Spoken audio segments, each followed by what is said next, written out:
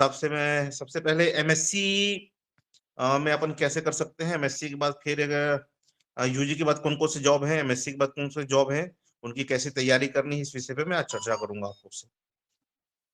तो देखिए, मैं ये मान के चलता हूँ कि आप लोग सब लोग यूजी के स्टूडेंट हैं, आप लोग को भी एमएससी के लिए प्रिपरेशन करना है। तो एमएससी का प्रिपरेशन बहुत ही आवश्यक है। अगर एमएससी की प्रिपरेशन के लिए आप लोग देखें तो आप लोग को जनरल एग्रीकल्चर के सब्जेक्ट आप लोग को जनरली पढ़ने रहते हैं। एमएससी करने के अभी हमारे पास 3 या 4 तरीके हैं जो छत्तीसगढ़ के बच्चे हैं। सबसे पहला है हमारा जो सीईटी का एग्जाम होता है, आईजीकेवी का कॉमन इंटरेस्ट टेस्ट, उसकी हम परीक्षा देके कर सकते हैं। अभी बीएचयू का आप लोगों ने अगर फोर्थ ईयर के कोई बच्चे होंगे तो बीएचयू का एग्जाम दिया होगा। इसके बाद जेएनकेवी में भी हम लोग अप्लाई कर सकते हैं, साथ में हम लोग का जीआरएफ। तो हम अगर मोटा मोटा मान के चले तो 4 प्रकार से हम लोग एमएससी में एडमिशन ले सकते हैं। तो अगर मैं विषय बार बात करूं तो सबसे पहले अगर मैं सीईटी की बात करूं आप लोग से, अगर आप लोग के पास कॉपी पेन होगा तो आप लोग लिखते भी जाएंगे अगर लिखना चाहें तो जो सीईटी का एग्जाम होता है वो जनरल एग्रीकल्चर का एग्जाम होता है, 200 क्वेश्चन आते हैं इसमें। और सीईटी में मैं ये मान के चलता हूं कि आपके लगभग 12 से 13 सब्जेक्ट जो आप लोग यूजी में पढ़ते हैं, वो 12 से 13 सब्जेक्ट यूजी के इसमें आते हैं। इसमें अगर मैं सब्जेक्ट वाइज बात करूं तो सब्जेक्ट वाइज 8 मेजर सब्जेक्ट होते हैं। 8 मेजर सब्जेक्ट की बात करूं तो मैं एग्रोनॉमी, सॉइल साइंस है ना, प्लांट ब्रीडिंग जेनेटिक्स और हॉर्टिकल्चर, एक्सटेंशन इकोनॉमिक्स और एंटोमोलॉजी, पैथोलॉजी, ये 8 सब्जेक्ट होते हैं। इससे जो नंबर ऑफ क्वेश्चंस होते हैं थोड़े ज्यादा आते हैं। इसके बाद माइनर सब्जेक्ट भी 3 4 माइनर सब्जेक्ट होते हैं, जैसे स्टैटिस्टिक्स है, माइक्रोबायोलॉजी है, फिजियोलॉजी है। और ये सब सब्जेक्ट से भी अपने कुछ कुछ क्वेश्चन आते हैं। साथ में हमारे जो एक क्वेश्चन जो करंट अफेयर्स जो बोलते हैं हम लोग, जो डाटा वाले क्वेश्चन होते हैं, उससे भी 10 12 क्वेश्चन प्रतिवर्ष सीईटी में पूछा जाता है। तो ये हो गया हमारे सीईटी का एग्जाम का पैटर्न। इसमें 12 सब्जेक्ट हो गए, मान के चलते हैं 12 से 13 सब्जेक्ट, 200 क्वेश्चन आते हैं। इसमें नंबर डिवाइडेड नहीं होता। नंबर डिवाइडेड मेरा कहने का मतलब है, अगर आप ये नहीं बोल सकते कि एग्रोनॉमी से 20 क्वेश्चन आएगा, सॉइल साइंस से 15 क्वेश्चन आएगा, इसमें थोड़ा ऊपर नीचे होता है। लेकिन जो मेजर सब्जेक्ट होते हैं मैं उनसे मान के चलता हूँ कुछ से 20 20 क्वेश्चन आते हैं। माइनर सब्जेक्ट से लगभग 7 8 क्वेश्चन आते हैं, जैसे माइक्रोबायोलॉजी है, अपना फिजियोलॉजी है, स्टैटिस्टिक्स है, मेट्रोलॉजी, इनसे 7 7 8 8 क्वेश्चन ऐसे आते रहते हैं इसमें निरंतर। और उसके बाद अगर मैं दूसरा कम्पिटिटिव एग्जाम अभी हो गया है बीएचयू का जो क्वेश्चंस होते हैं उसमें 10 सब्जेक्ट होते हैं और हर सब्जेक्ट से 12 12 क्वेश्चंस आता है। तो 10 सब्जेक्ट उसमें कौन से हो गए, तो जो 8 हमारा मेजर था, 8 मेजर हमारा कौन कौन सा, agronomy, soil science, horticulture, plant breeding genetics, entomology, pathology, extension economics, इससे 8 8 क्वेश्चन तो आते ही आते हैं। साथ ही साथ 2 और सब्जेक्ट इसमें जुड़ जाते हैं। एक हो जाता है फिजियोलॉजी और दूसरा सब्जेक्ट हमारा हो जाता है एनिमल हस्बेंड्री, जिसको हम लोग डेयरी और एनिमल हस्बेंड्री। तो 10 सब्जेक्ट से 12 12 क्वेश्चन आते हैं।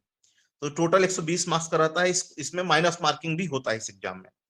और अगर तीसरा मैं एमएससी एंट्रेंस का अगर मैं एग्जाम की बात करूं तो तीसरा एमएससी एंट्रेंस में हमारा आएगा जीआरएफ का। तो जीआरएफ में जनरल एग्रीकल्चर नहीं पूछा जाता। जीआरएफ में जनरली जो एंट्रेंस एग्जाम होते हैं वो सब्जेक्ट वाइज होते हैं। आपको एक सब्जेक्ट चूज करना पड़ता है। जैसे जिनको प्लांट ब्रीडिंग जेनेटिक्स से करना है तो उनको प्लांट साइंस का चुनना पड़ेगा।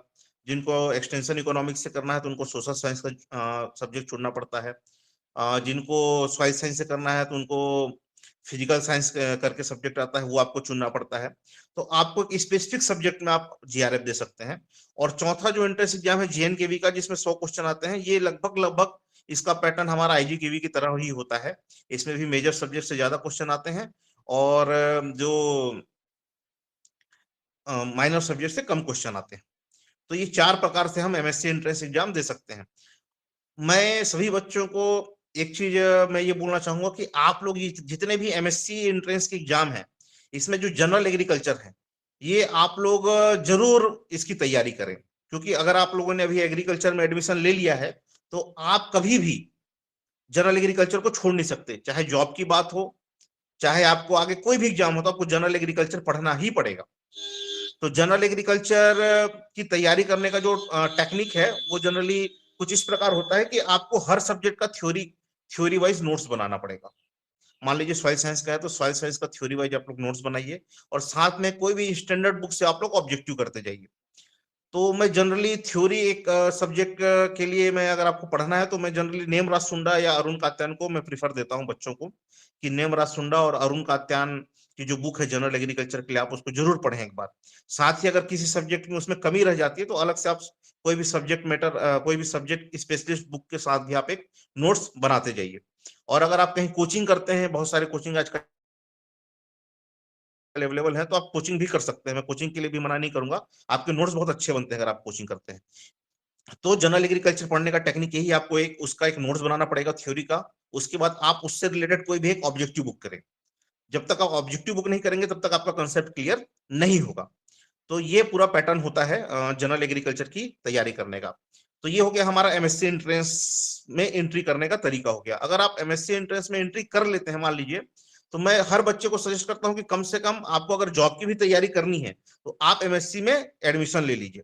क्योंकि मैं गुजरात से जब मैं एमएससी करता था तो वहां के सारे बच्चे क्या करते थे, एमएससी में एंट्रेंस ले लेते थे, तो उसमें दो ग्रुप बन जाता था। एक ग्रुप ऐसा ग्रुप रहता था जो प्रयास करता था जॉब के लिए, तो एमएससी में हम एडमिशन ले लेते हैं, बहुत ज्यादा एग्रीकल्चर में पढ़ाई तो करनी नहीं रहती है, और साथ में हम एमएससी में करते करते हम जॉब की तैयारी करते हैं। तो मैक्सिमम बच्चे गुजरात में हम लोग जब पढ़ते थे तो मैक्सिमम जितने भी आईसीआर के स्टूडेंट थे कहीं ना कहीं जॉब में लग गए, या जिनको फर्दर स्टडी करनी है, जिनको पीएचडी करना है, साइंटिस्ट बनना है, प्रोफेसर बनना है, तो उस तरीके की वो तैयारी करते थे। तो आप एमएससी में एक बार एडमिशन ले ले, जनरल एग्रीकल्चर अपना स्ट्रांग रखें। अगर आपको जॉब की तैयारी करनी है तो आप एमएससी के साथ साथ जॉब की तैयारी कर सकते हैं, और आगे अगर फर्दर एमएससी पीएचडी करना है, साइंटिस्ट बनना है, तो उस तरीके की आप तैयारी कर सकते हैं। एमएससी में एडमिशन लेना सारी बच्चों को मैं बोलता हूँ बहुत ही जरूरी है। उसके बाद अगर जॉब की बात करेंगे, हो गया हमें एमएससी में हम कैसे कैसे हम एंट्री ले सकते हैं। एमएससी में एंट्री होने के बाद आप मान के चलिए आपको क्या करना है, आपको जॉब की तैयारी करनी है। तो अगर हम छत्तीसगढ़ के हैं तो छत्तीसगढ़ में अगर जॉब का जो सिनेरियो देखें तो तीन जॉब हैं जो यूजी लेवल पे एग्रीकल्चर के स्टूडेंट के लिए ही सिर्फ वैलिड रहता है। एक हमारा होता है आरईओ, दूसरा होता है आरईचओ, और अभी पिछले पिछले बार आया था, इस बार फिर अभी आने वाली है जिसकी पोस्ट, मेरे ख्याल से अभी चुनाव के बाद, लोकसभा जैसे ही खत्म होगा उसके बाद एक इस एग्रीकल्चर स्कूल टीचर का। तो तीन जॉब होते हैं जो यूजी बेस होते हैं, जिसमें बीएससी एग्रीकल्चर और बीएससी हॉर्टिकल्चर के बच्चे एलिजिबल रहते हैं, साथ एग्रीकल्चर इंजीनियरिंग के बच्चे भी इसमें एलिजिबल रहते हैं। तो अगर आरईओ और आरएचओ की सिलेबस की मैं बात करूं, मेरे पास सिलेबस भी है, मैं आप लोग को बाद में भेज दूंगा सिलेबस आरईओ और आरएचओ का। तो आरईओ और आरएचओ की सिलेबस की मैं बात करूं तो जो अपना सीईटी का जो एग्जाम था, 90% सिलेबस वही होता है, उससे कम ही होता है, ज्यादा नहीं होता। उसमें बस एग्रीकल्चर इंजीनियरिंग का एक सब्जेक्ट जुड़ जाता है। बाकी आप सीईटी में जितने सब्जेक्ट, सीईटी की तैयारी के लिए जितना डीप आप पढ़ते हैं ना बाकी सब्जेक्ट, उसका 70% ही लगभग आपको आरयू आरएचयू में तैयारी करना पड़ता है। एग्रीकल्चर इंजीनियरिंग का सब्जेक्ट एक अलग से जुड़ जाता है। तो आरयू का सिलेबस और सीईटी का जो एग्जाम का सिलेबस है लगभग लगभग सेम होता है, ज्यादा उसमें डिफरेंस नहीं होता। पढ़ने का टेक्निक भी वही है, आपको जनरल एग्रीकल्चर के नोट्स बनाने पड़ेंगे हर पर्टिकुलर सब्जेक्ट वाइज, और आपको ऑब्जेक्टिव करना पड़ेगा। और आरईयू का सिलेबस की बात हो गई। और अगर आरईचओ की सिलेबस की बात करूं मैं, तो जो आरईचओ का सिलेबस होता है, इसमें सिलेबस जनरल एग्रीकल्चर का ही होता है, लेकिन जो हॉर्टिकल्चर से आने वाले क्वेश्चन का जो प्रपोर्शन होता है और एग्रीकल्चर इंजीनियरिंग से आने वाले क्वेश्चन, जो क्वेश्चन आते हैं उसकी मात्रा थोड़ी ज्यादा होती है।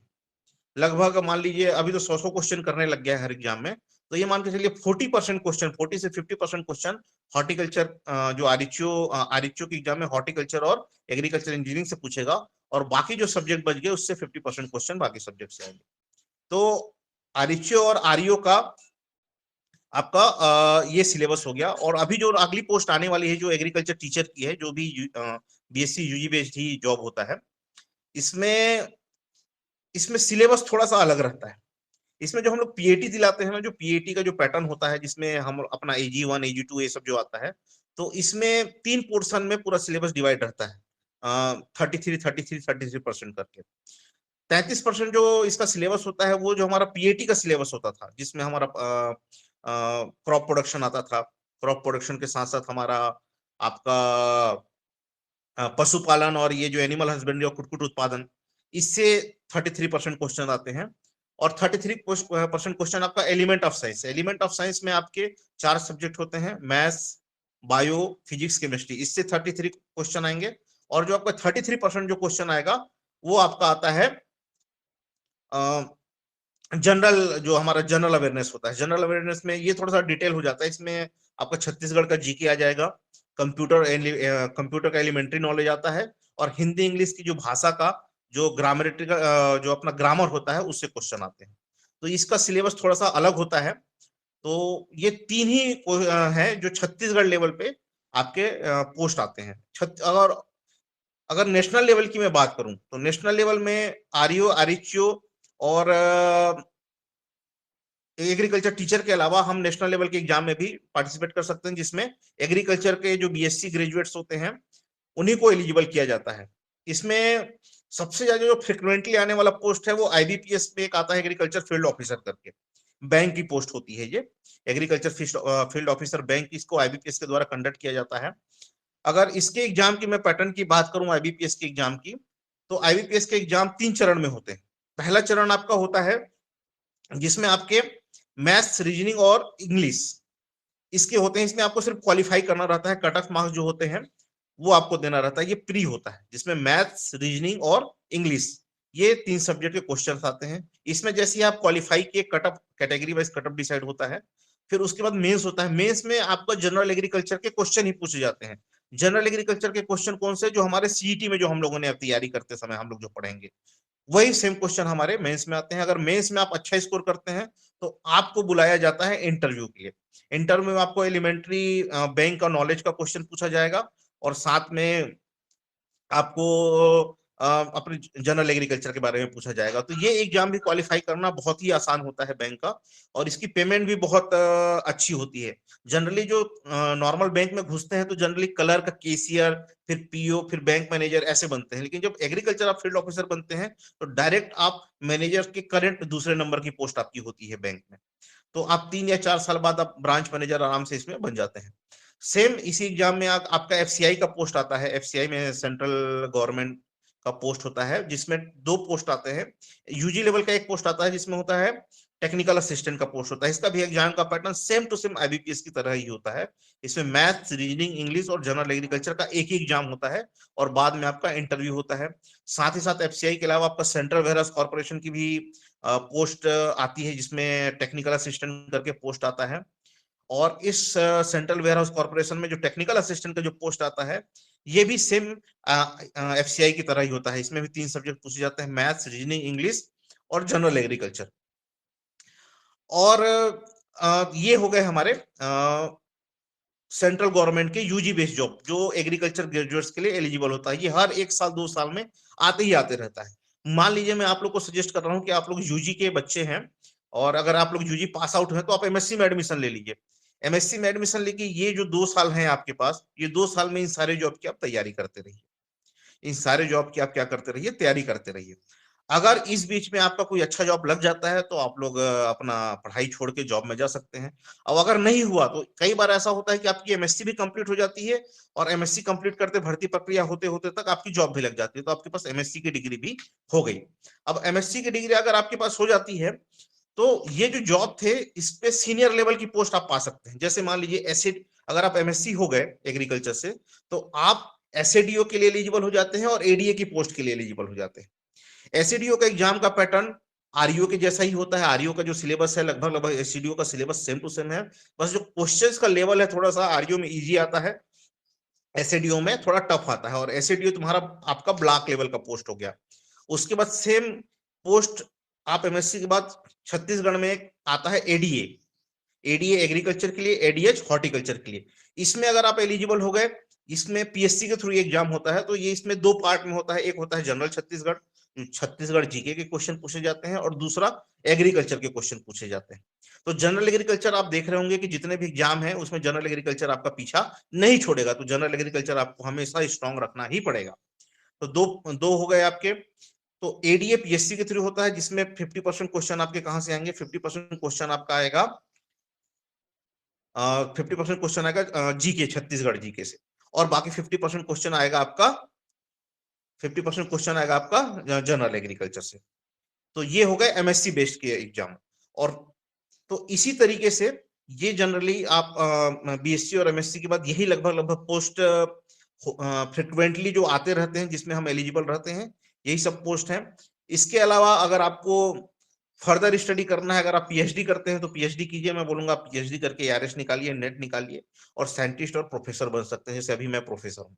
मैं एआरएस का इंटरव्यू में मैं मेंस तक मैं गया था, इंटरव्यू तक गया था, उसके बाद मेरा सिलेक्शन नहीं हुआ। तो ये एक रफ आइडिया है हर एग्जाम के बारे में। मैंने थोड़ा सा फास्ट बता दिया, मुझे ऐसा लगता है। लेकिन मैं ये चाहता था कि ये जो अभी सेशन होगा ये ज्यादा इंटरेक्टिव हो, कि मैं जितना बताऊं उससे ज्यादा आप मुझसे पूछें।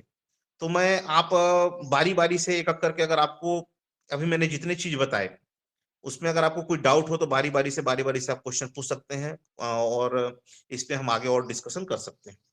मैं कोई बच्चा अगर क्वेश्चन पूछना चाहे तो मैं उसको अ, आगे आके क्वेश्चन पूछ सकता है।